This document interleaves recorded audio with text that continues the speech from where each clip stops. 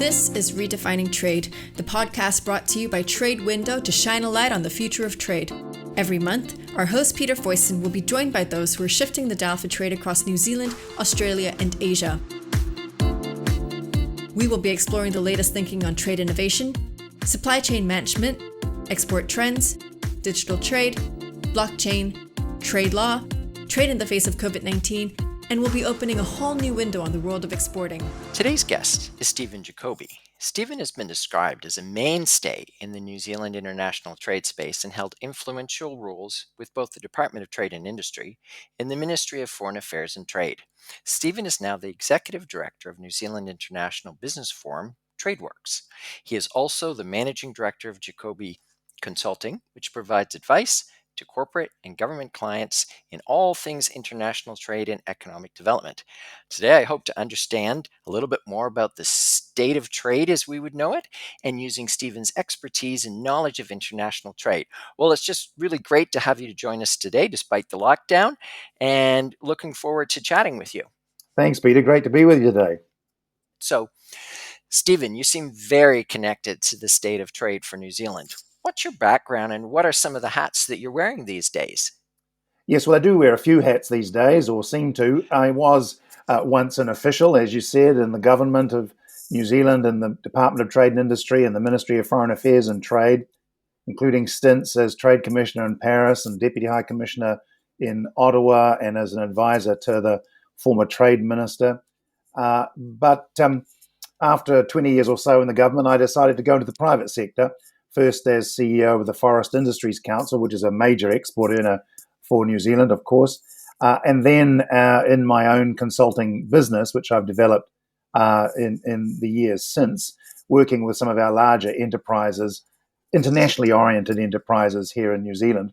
And over that time, I've run the New Zealand United States Council and the New Zealand China Council, all from a trade development, business development sort of perspective. Wow. Okay, so you've clearly been around the track a couple of times.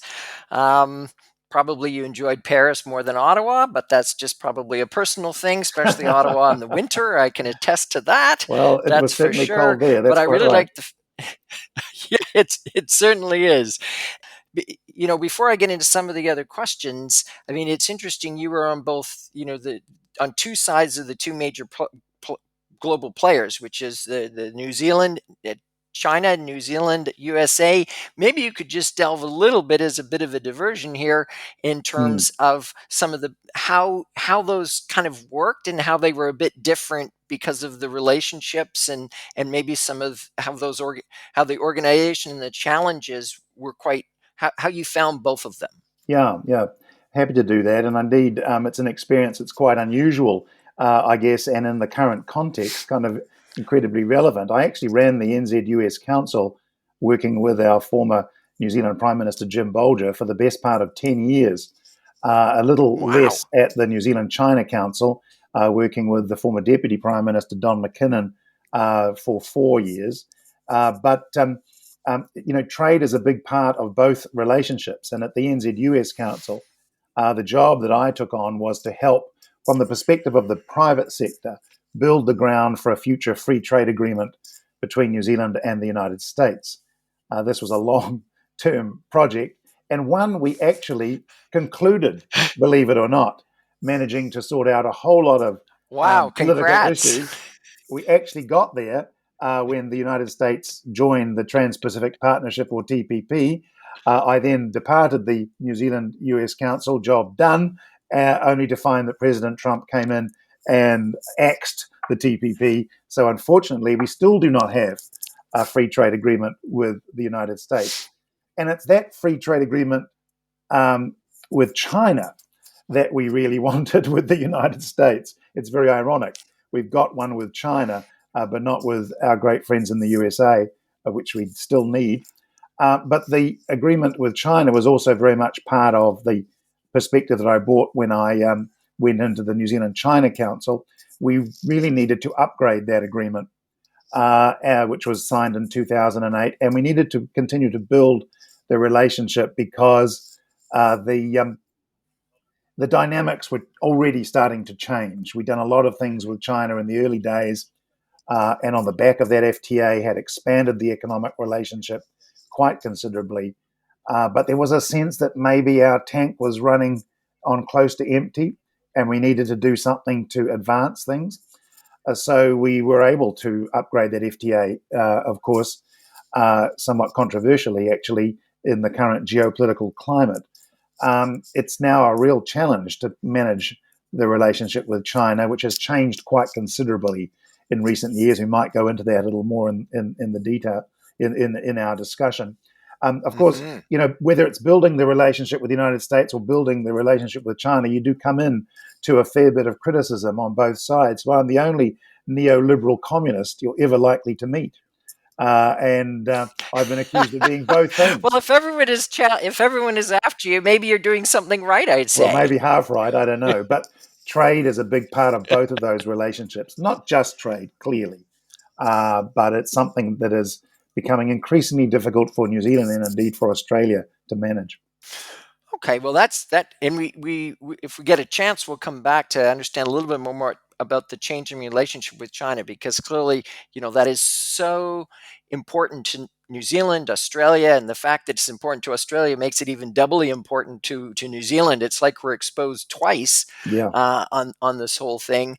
But let's step back for a second, because it's pretty clear that the world, and I think the fact that both of us are in lockdown, are really highlighting that, in fact, the global pandemic continues to roll along in its bandwagon kind of way. So, what is the role of trade at a time of an international kind of continuing state of flux / crisis?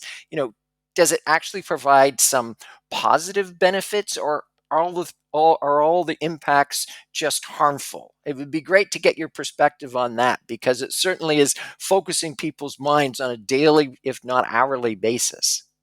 Yeah, so I think what this pandemic has shown us is that it ain't over till it's over, and it ain't over, and it may actually never be over, which is an even more worrying thought.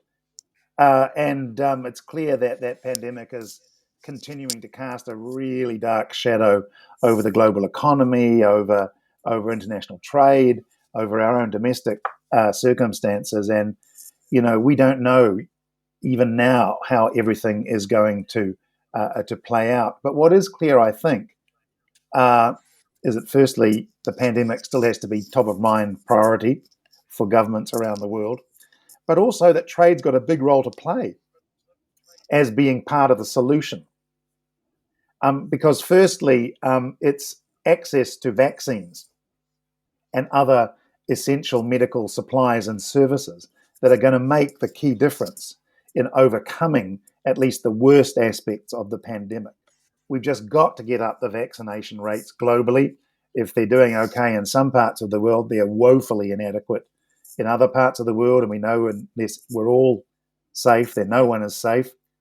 Trade's got a key role to play here by making available those vaccines and those other essential health supplies.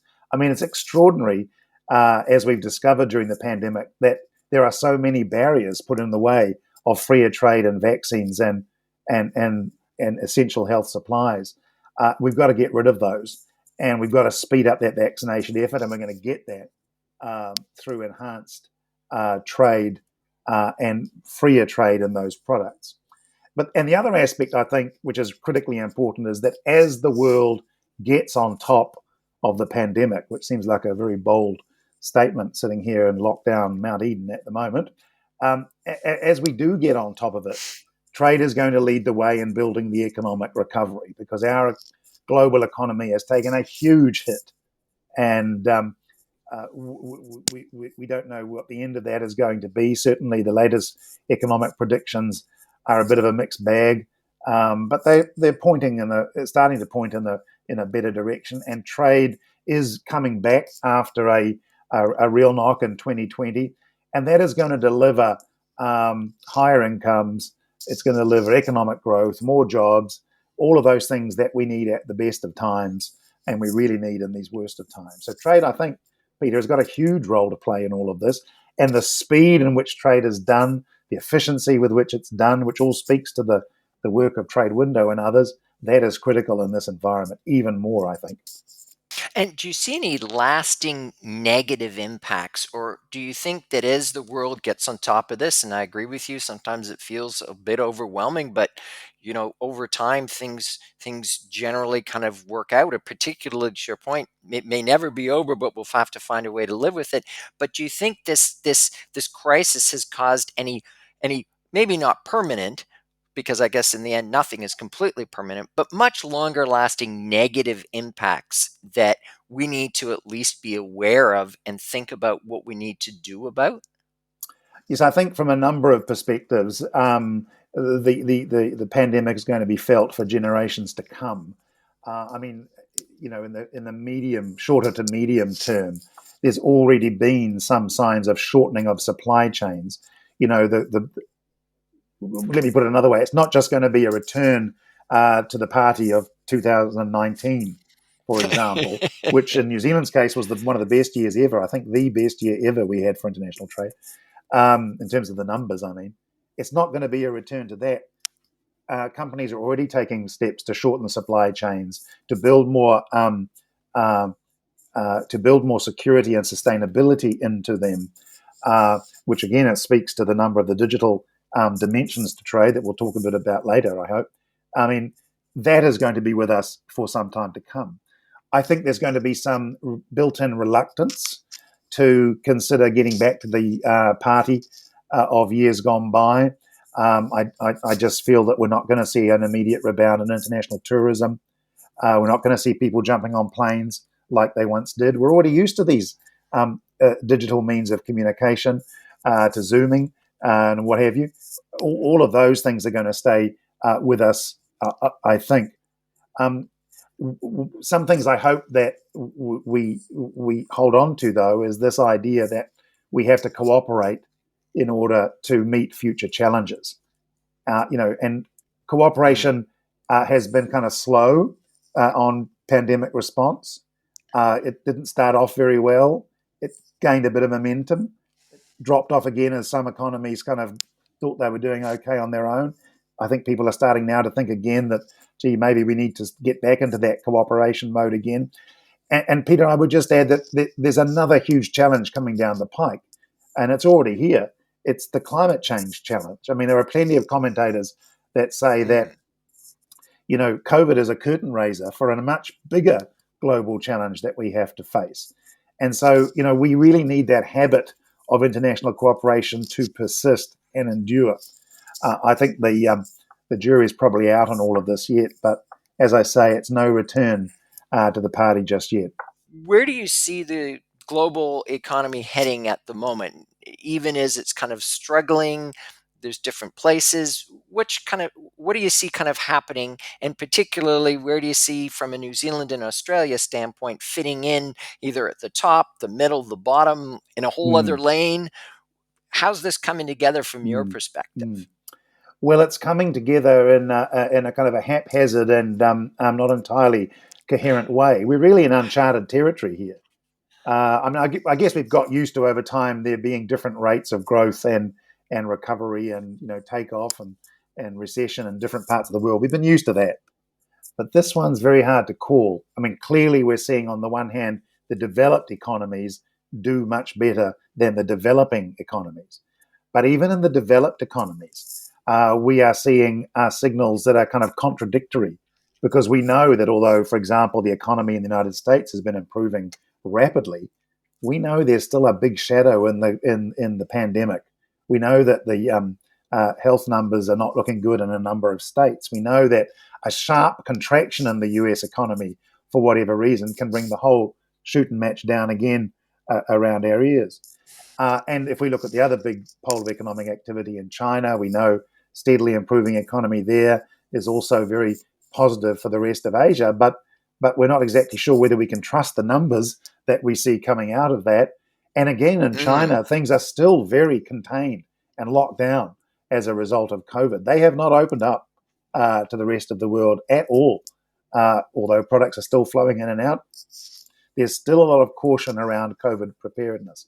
So these larger economies, and particularly the developed economies, and I guess China, a developing economy, but nevertheless a major one, are contributing to improved numbers across the board. But in the emerging economies in Asia and in the developing economies and the least developed economies, we still see some really bad news.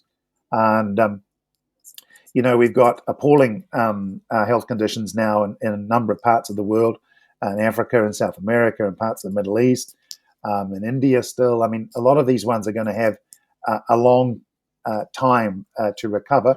So we're going to see this sort of unstable, outlook continuing.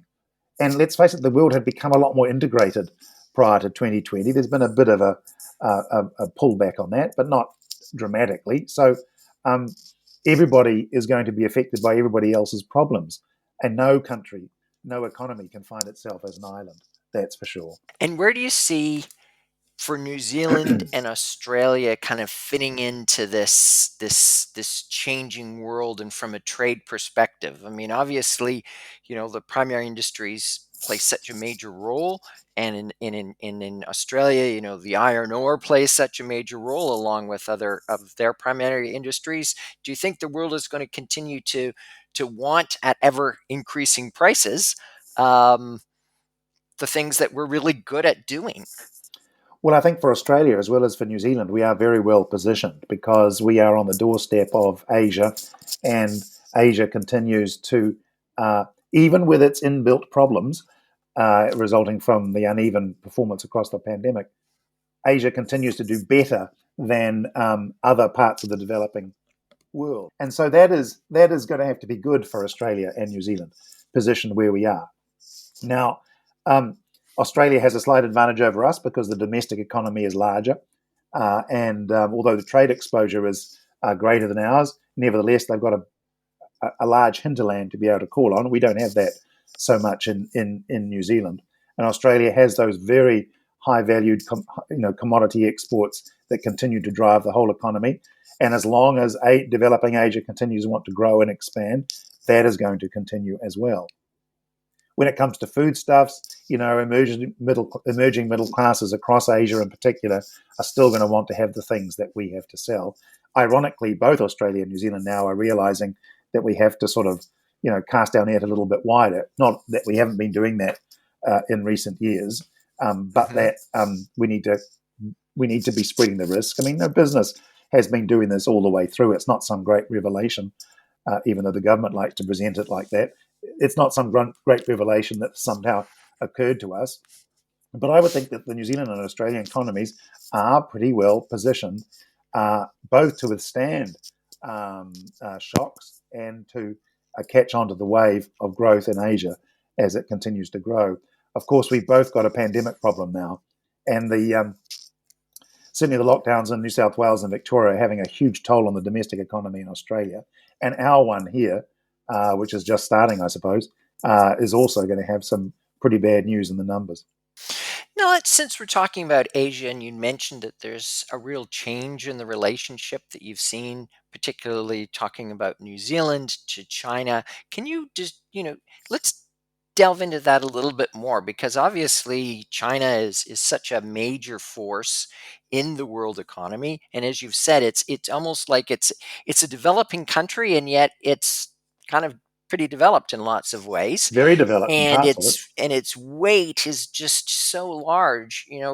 In Canada, we used to say when the elephants dance, i.e. in America, the mice get squished. That's right. And there might, I sometimes feel a little bit that way for New Zealand and even Australia. But tell me a bit more about, you see that changing relationship, because I think that's really important for people to get a sense of that. And you have a great viewpoint and perspective from a very longitudinal standpoint as well, from as we previously talked, your years working with the US, years working with China.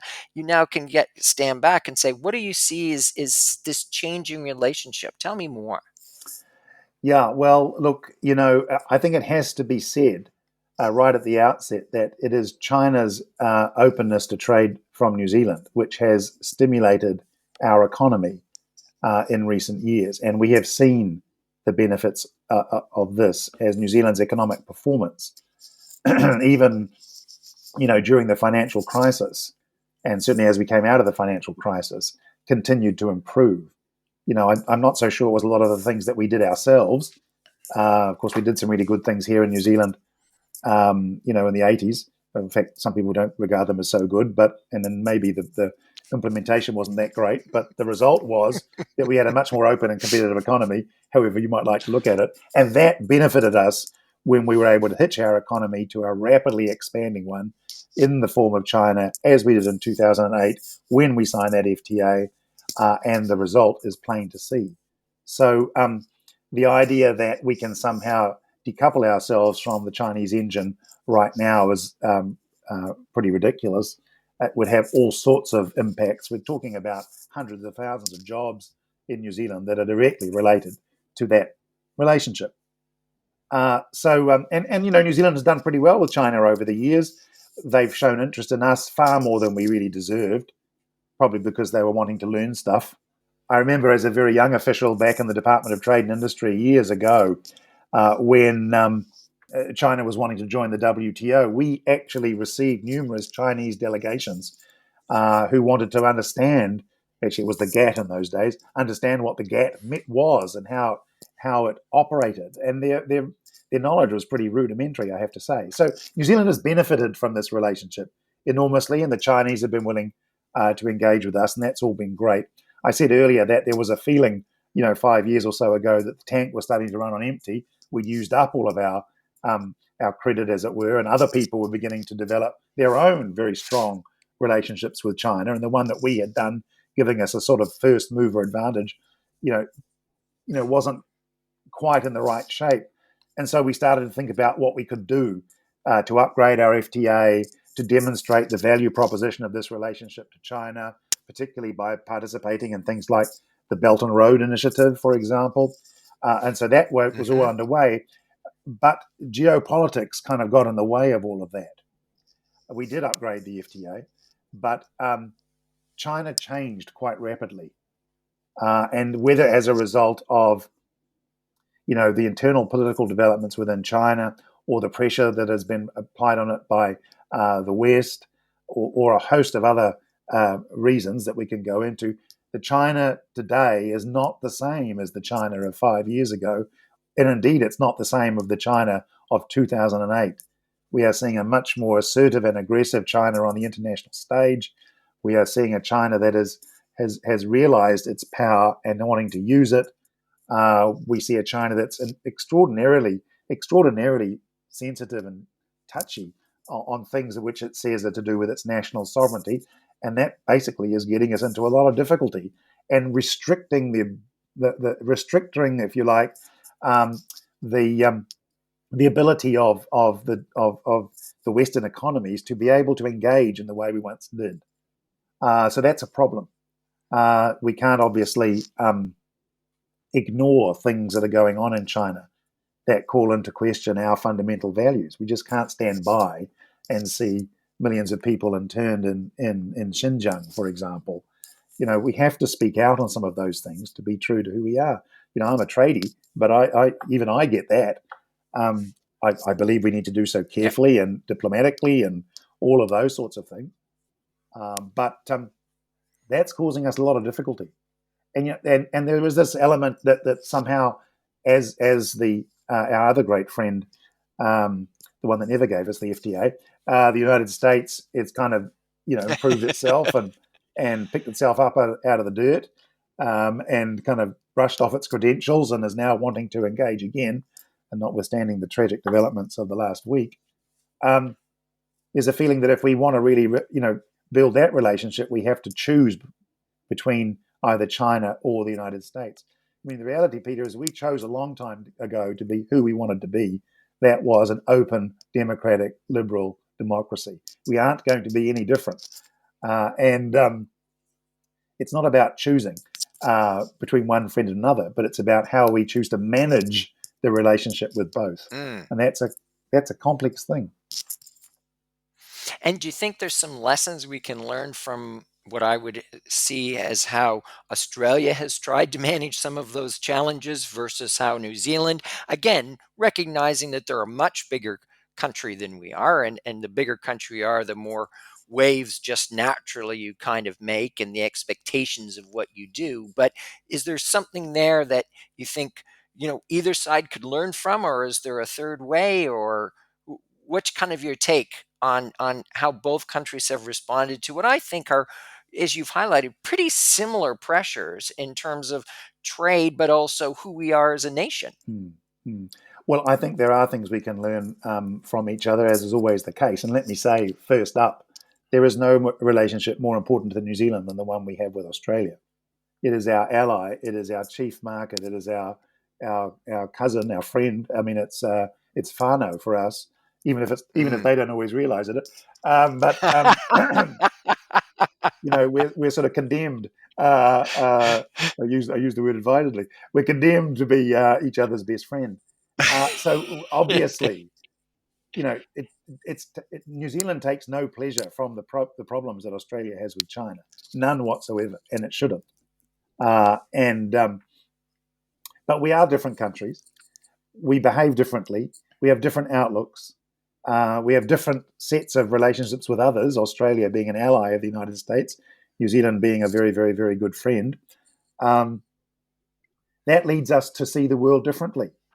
And in New Zealand's case, we've chosen a path with China that is much more careful in its external presentation. I don't think for a moment that our views on what is going on with China differ markedly. We face a slightly different situation in terms of our own domestic environment, I think. The Australians have certainly been much more concerned about Chinese interference in Australia than we have been in New Zealand. Again, I mean, I can't judge in either case, actually, what the extent of that is. Only our security agencies can really do that. But for want of a better word, we've chosen to be a little more diplomatic in the way we have approached the relationship. And that continues to be useful for New Zealand. We need to choose ourselves how to manage the relationship. Our foreign policy needs to be made in New Zealand, just like Australia's foreign policy needs to be made in Australia. We've just got to talk a lot to each other about the way we do things. Well, that's certainly very interesting. Now, let's just moving back a little bit on a different kind of idea of trade. Some of the big emerging themes, protectionism. I mean, you hear it all the time. You think it can never happen to you until it does, and what others view as protectionist, you just view as fair play.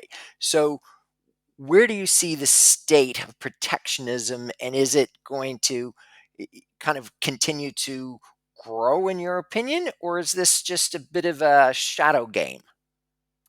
Well, protectionism starts with P, like pandemic, and it's sort of it's kind of always with us too. Before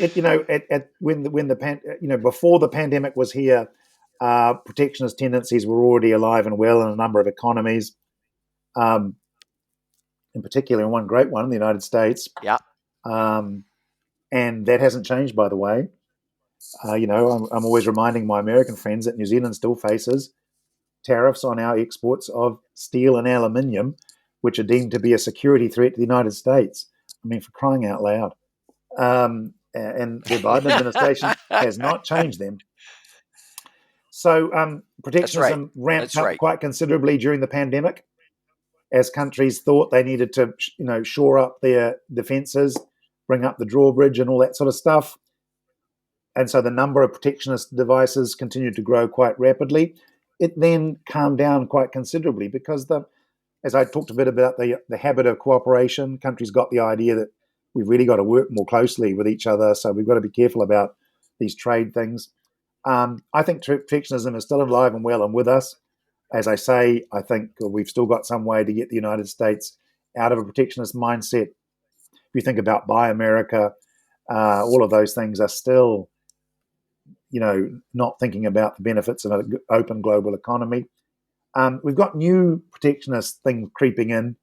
Although I believe that we need to take strong action to address climate change, I think countries on their own taking action to restrict products at the border that they deem to be less carbon friendly than their own domestic production has a minefield of problems associated with it.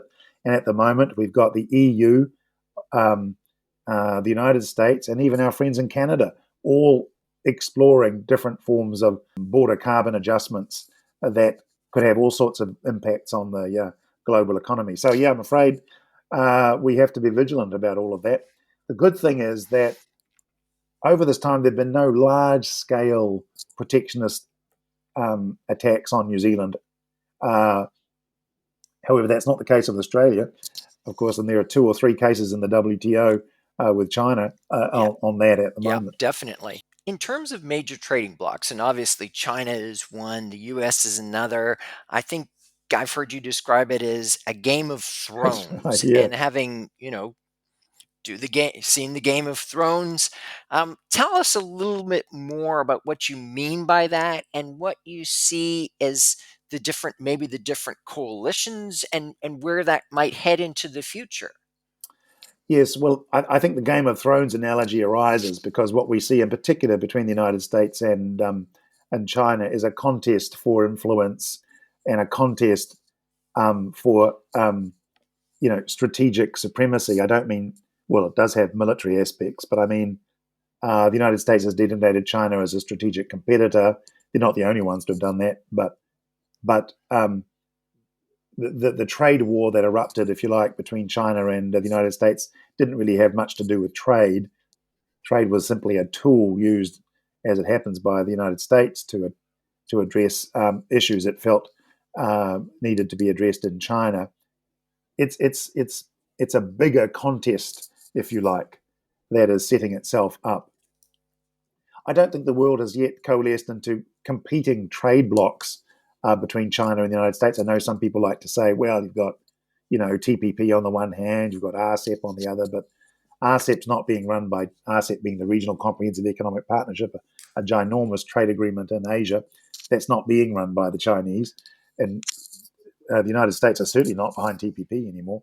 So, but I guess we're seeing the proliferation of different types of instruments. The majors are sort of eyeing up. So, the TPP or the CPTPP, the Comprehensive and Progressive Trans-Pacific Partnership, which is the most liberal and outward-looking of these, between a small number of countries. Obviously, the United States has said it's not interested, but the Chinese said they are.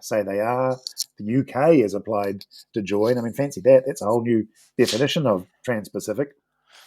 You've got RCEP, the Regional Comprehensive Economic Partnership, which China is a part of, but is being run by ASEAN. Again, the United States can't join.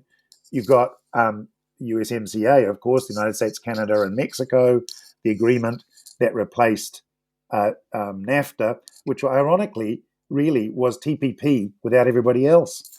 It was ironic, really. Deeply sad that they could have done that deal, but couldn't do the wider deal with the rest of the TPP partners. So you've got a lot of these things coming up. I think you've got a much more ready recourse to bilateral agreements of different types. So, Australia and New Zealand negotiating with the EU and with the UK post Brexit. Australia wanting to do a deal with India and trying very hard to get that across the line.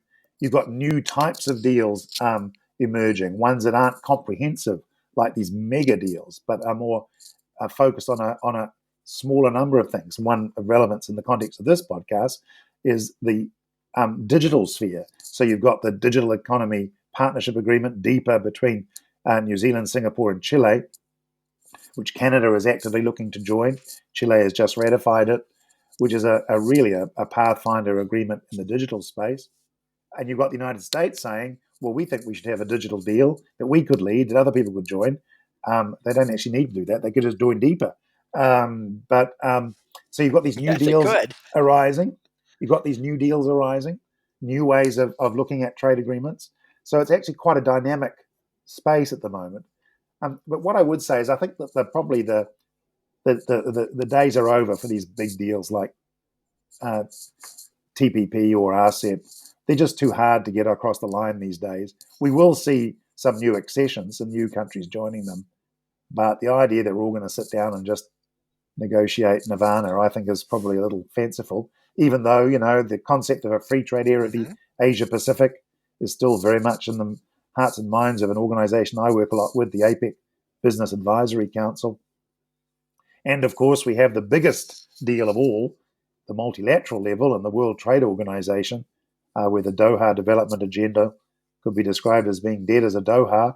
And, you know, we've got a conference in the WTO later this year. We can have to see whether that gives rise to anything new or different. Well, what it sounds like is countries like New Zealand and Australia are finding these hidden gems as opposed to carrying the whole weight of trying to drag everyone along, which could really, and I think might open up some interesting opportunities given how the makeup of our economies are. I think you're right about that. And I think that also, it kind of also confirms how we have to be engaged. New Zealand's always been a great joiner. I think Australia is the same. We've always joined everything. We can't join the G20 because we just don't have a big enough economy. We certainly can't join the G7 like Canada can.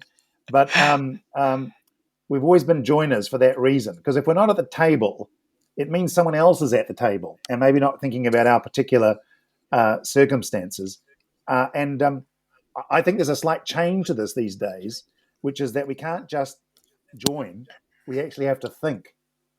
And I think one of the things that New Zealand and Australia can do together most successfully is that we can think about what the future should be for these arrangements and try to think about what preferred future we would like and try to put that in action. And we've certainly done that through TPP, through DEPA, through a whole lot of things. There's an agreement on climate change, trade and sustainability, for example.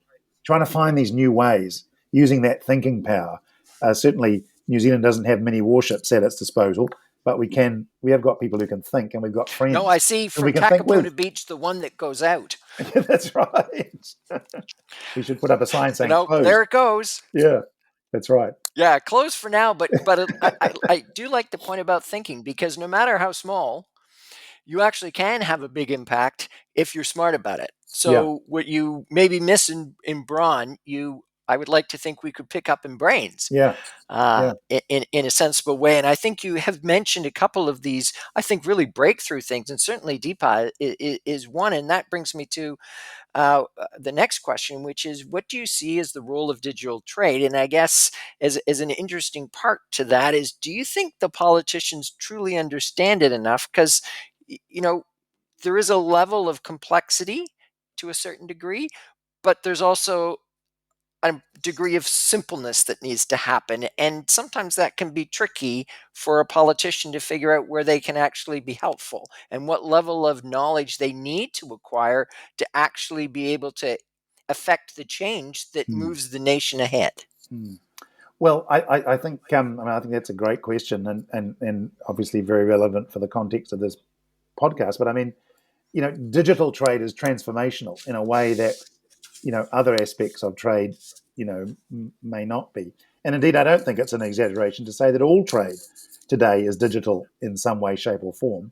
By that, I mean either we've got our exporters wanting to link with markets through digital means, link with consumers, understand consumers' needs, give them information that they want, supply products through channels that are digitally enabled, or we've got goods moving around the world increasingly through digital means. So the way goods move through supply chains is all about the sort of digital means that can accompany them as they move on their journey, and the way in which we can use digital means to exchange information much more quickly to enable those goods to move more quickly. So, digital and trade are inextricably linked. I think that's the first point you want to make. I think it's actually harder for not just politicians, but probably for all of us to get our heads around, and that's why we really need clever people like TradeWindow to help us with that.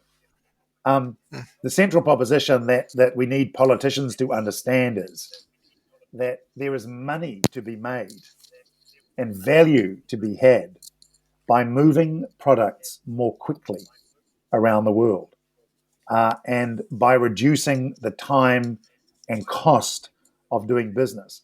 And the value of that is as much as, and possibly even more, than the removal of tariffs or the improvement of what are now marginal market access. When I say marginal, of course, it's not the case for all our products, but for a lot of products, it is. Mm-hmm. Markets are largely open for industrial products, for example. So there's a lot of value to be had by doing this, but it requires us to do things differently. It requires us to give up the stamp and the signature and to use a digital transaction. It requires us to stop couriering around the world pieces of paper and exchange things that are enabled by, blockchain, et cetera, to increase security. That's the bit I think that possibly politicians are having some difficulty thinking about, and then taking the steps that are required to change the laws and the regulations in our own economies. It's not just about getting some other person to do something. You've got to do it yourself to enable you Mm-hmm. to be able to Yeah. participate in this revolution. And so that's quite a different way of thinking. Now, I'm not sure that actually in business we've actually always been so well organized about leading this transformation. I think there's still, I hope this is not sort of heresy on this podcast, but I mean, there's still a bit of a gap between the people who do trade in terms of sending out, containers and, blocks of cheese and that sort of thing, and the people who are thinking about how can we enable this more concretely and more easily. And we need to bridge that gap a bit more. And we need to get more people on this Mm-hmm. journey of a digital enablement and to using these sorts of mechanisms. And I think um, so often business takes for granted barriers or things that exist. You know, it's the banging your head against a brick wall sort of thing to try to get these changes. We need more businesses to put their shoulder to the wheel to try to convince governments that they need to partner Mm. together to run, trials and these sorts of things to get these things underway. Mm-hmm. Proof of concepts, and for people to start to see that where that value is. And I agree with you. I think if business wants to be able to operate in a as efficient, as a secure manner as possible, embracing the technology, and you'd expect me to say this, of course, I think is a very great thing. But I think we also we do need to bring the government people along and help them appreciate it's not that complicated per se, but let it, to your point, which really rings true, and is, you know, fix your own house first, and then others will see how good looking your house is, and they'll want to be the same, if I could use that analogy. And do you think that there's things that we can do to help ensure that that drive that will enable the digitization happens within New Zealand, as opposed to just saying, oh, it's all out there? What more do you think we can do internally to help make this happen? Well, there's clearly an infrastructure element around all of this, isn't there, that we need to continue to work on. Obviously, we've made some gains in recent years, and in terms of data and internet and all that sort of stuff, but we're not completely there yet. There's Mm-hmm. certainly regulatory and legislative things that need to be taken into account. Um, Look, we've got some cybersecurity issues that we need to fix here in New Zealand as well, that clearly need to be addressed. We've got some capacity building to do. We need more people who are digitally savvy. We've got to get more people, to understand the link between, the digital economy and the economy as a whole, and to understand that they are simply the same thing. So I think there are those sorts of things that need to be Mm. done. I think we need to be finding partners around the world with whom we can cooperate. I mean, obviously, Singapore is a great partner for this. They've already gone down the road of changing some of their laws by adopting model UN law and all that sort of thing to enable this digital transformation. There's a piece of work to be done there that needs to see us bring our laws into compliance with Mm-hmm. so that we can cooperate cross border in this way. So there's a bunch of things that need to be brought together. The country probably lacks a coherent digital strategy. I think that the ends of it, or the parameters of it, are coming more clear as we go forward. And I know TradeWindow has been playing a part in that space as well. But I think we've got to get our business voice united around some of this. That probably means that we've got to link the Mm. different parts of our economy together more effectively. Well, that sounds like quite an interesting challenge, but that's also the Kiwi way of doing things, right? We can make it happen. That's right. This year we're chairing APEC, for example, and in the APEC Business Advisory Council that I've been very connected to, one of the themes that they've been working on all years around the interoperability of systems for digital trade, which is very much in this space of wanting to get single windows talking to each other, the exchange of documents without physical signatures, e-invoicing, e-documents, e-payments, all of those things have got to come together, which require a whole lot of supplementing and supporting regulatory changes. I've just got one other, question for you, but it's the most exciting part, which is predictions, which are always fun to do, I think. And, what do you see as our trading environment for Australia and New Zealand exporters over the next, maybe a 3-year up to a 10-year? And would you see a big difference between those two? Well, I think we have to put a big caveat on everything because it all depends around the pandemic, right? Mm-hmm. I think jury's still out on whether we can in Australia and New Zealand get on top of our pandemic, get the vaccination levels up to such a rate that we can consider re-engaging with the rest of the world in a safe and seamless way. I mean, I'm inclined, being an optimist, you have to be an optimist if you're in trade, Peter, don't you? I mean, what else are you going to do? So, absolutely, you do. The glass is always half full. But I mean, I think that a lot depends on our ability to get on top of the pandemic. That's the first point. I'd say the second point is, the big FTAs of the past are probably behind us, as we've been discussing. The smaller niche FTAs, if you want to call them that, are probably the way to go in the future. The pathfinders, where Australia and New Zealand can lead the way and make up for the lack of heft with really good brains, is going to be a key thing. I think we have got two elements we have to integrate much more readily into trade, apart from the digital question, because trade is going to become more digitized however you look at it, without a doubt. And that is going very, very quickly, very quickly. So the speed of digitization is running much faster than government policy or even international policy is concerned. But we've got two other elements. One is sustainability, which digital can help with, of course, and inclusion, which digital can also help with.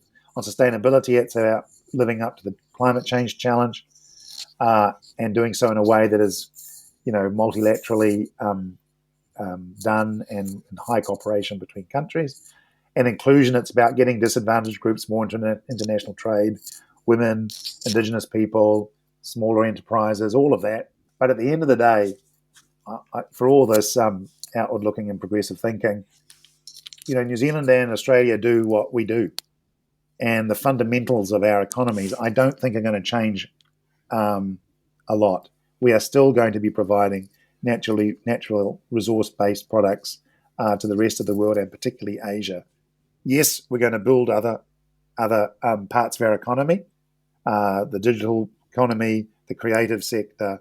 Australia is a bit further ahead than us than in specialised manufacturing, but that there's a role to play for us there too. Just look at Fisher and Paykel Healthcare, for example, booming in this pandemic world.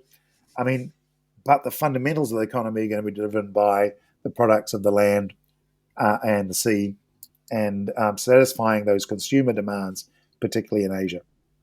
Great. Well, Stephen, thank you so much for joining me. I must say I have truly enjoyed it. I have too, Peter. Thank you very much for the very engaging questions and for putting up with the occasional heresy. Fair enough. Well, we like heresy. That's right. That's what makes the podcast fun. So, to our listeners, again, we'd love to hear any questions or suggestions you have for the Redefining Trade podcast. Look at our details in the show notes or email us at redefiningtrade@tradewindow.io. This has been Redefining Trade by TradeWindow with our host, Peter Foyston. Thanks for listening. Make sure you hit subscribe and keep an eye out for the next episode.